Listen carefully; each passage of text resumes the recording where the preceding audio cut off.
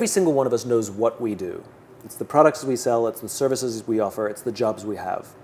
Some of us know how we do those things, the things that we think make us stand out from the world.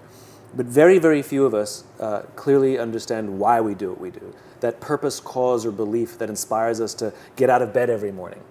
What I learned is that the great leaders, everybody from Martin Luther King to Nelson Mandela to Steve Jobs, every single one of them thinks, acts, and communicates the complete opposite of everybody else. Where when somebody says, "What do you do?" we tell them what we do, and then we tell them how we're different or how we're better. But those inspiring leaders, those leaders with the capacity to inspire others around them, every single one of them starts with why. They tell you what they believe and what they stand for, and then they tell you the things that they're doing to bring that cause to life. About 10 years ago, you completely changed my life because you identified my why. Do you remember? I do. What was my why? I don't remember what it was. I remember doing it with you. It was about sharing. It's what we do exactly today with our friends and our students. I love that, by the way. Yeah. I love that 10 years ago we were able to put words to the thing that it's who you are when you're at your natural best. Yeah. And you grabbed it and you made it purposeful. And here you are, the joy that you get and the things that continue to thrive are the opportunities you find to bring your cause to life, to find all the ways in which you can share, both in these events like Khaya, but also in your business and your company, where I know you're always out there sharing ideas and sharing visions, and I love it. I love that it's had such an impact. Yeah, but really, it's unbelievable. It's wonderful. And all the friends we had at that time, from EO, and who has that chance to do it with you. All of us, we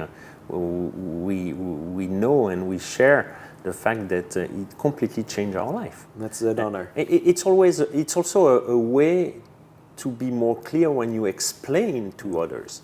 It's what makes you you. Yeah. And the reason your friends love you is because of your why, and the reason your clients love you is because of your why, and the reason your colleagues love you is because of your why. It's who you are.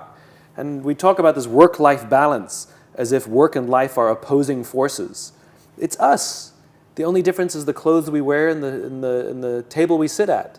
And so when we know our why and we can bring our why to life in our private lives, our personal lives, but also in our professional lives, we feel whole.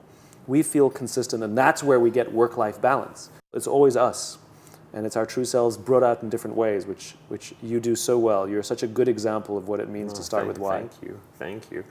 But where it surprised me a lot, it's when we came to the conclusion that my why was to share. I thought, but it's the same for everyone, and it is not. No, this is the thing about the why. It's so true to you that you think it's the same for everyone. Everybody feels that way. When I tell them their why, they go, "Well, that's everybody." I go, "No, it's not. It's you." It makes so much sense to you that you assume that everybody sees the world the same way, but we don't. And the reason you and I get along is because my why is to inspire people to do what inspires them, so together each of us can change our world for the better. So somebody who's a sharer is right there with somebody who wants to wake up in the morning to inspire. In fact, one of my hows is to share everything. So this is why you start to find relationships where you start to see that our why and how we do things complement each other. And this is why you instantly get along with somebody. You have good chemistry. This is we talk about these things like we understand them, but these funny metaphors. It feels good. I feel it in my gut, like whatever that means. But this is why these things work. I love it. It also helps, to make some choices. Like probably if I'm so close to the school for the last 10 years, I don't earn any penny with the school. But it brings you joy. Yeah, exactly. And it's amazing because I can share not only through the events we organize, but also every time a student asks me to have an hour or more sometime, it's my pleasure to do it. And one of the greatest gifts that they can give you is if when they leave this event, they are willing to help you advance your own cause, and they're willing to share what they know, what they've learned, and their ideas with the people around them. Yeah. And you create a sharing society, a sharing community.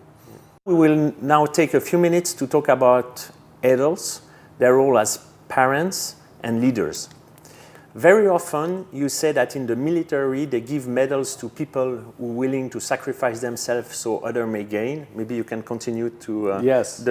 this sentence. Yes, so in the military they give medals to people who are willing to sacrifice themselves so that others may gain.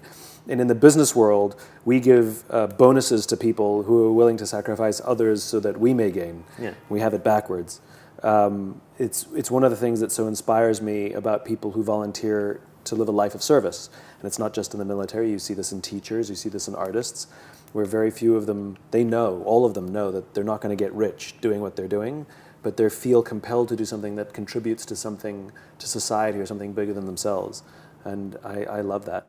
Using the why is on one hand a great example of how adults can help children to find their own paths. On the other hand, it's also a way for parents to regain their place as guides and perhaps improve themselves to lead more empathically. If this could be translated into business, this could certainly be a great benefit for all. So can you share with us examples where the use of the why with younger had an impact on the leadership of adults surrounding them? What's so interesting about the analogy is the closest thing to good leadership is good parenting, where you don't always get to choose the team you have. Well, you don't get to choose your children either. No. But the minute you have your children, you have to give them unconditional love. Yeah. And it's the same for a good leader, which is, I know you didn't get to choose your team, but you still have to care for them. And all the things that we do for our children, we want to teach them a set of skills. We want them to try. We want them to fail. We want them to try again. We want to offer them a sense of safety to find out who they are and be their true selves. It's the same for a good leader. We want to give them a set of skills. We want them to try. We want them to fail. We want them to try again. We want them to build their confidence. We want them to feel safe and be their true selves. And I very often look to parenting, even some parenting books, when trying to teach people how to be a better leader. And it helps us understand that not everything can be accomplished by neat deadlines. In work, we tell people, I want you to accomplish this by this deadline. But you don't say to your children, I want you to learn a bicycle by this date. And if they don't, learn to ride a bicycle by this date. And if they don't, you put them up for adoption. We don't do that. We don't know how long it takes for a child to learn to walk or learn to talk or ride a bicycle or learn to read or write. We know there's a process. And if you do the process, they will learn. Some quickly, some slowly, and there's an average, but it's a process and everybody learns. Yeah. And it's the same at work, which is we can't always expect people to learn a skill set or accomplish something because we give them an arbitrary date. And good leadership allows for people to work to their natural strengths and help them learn as they go.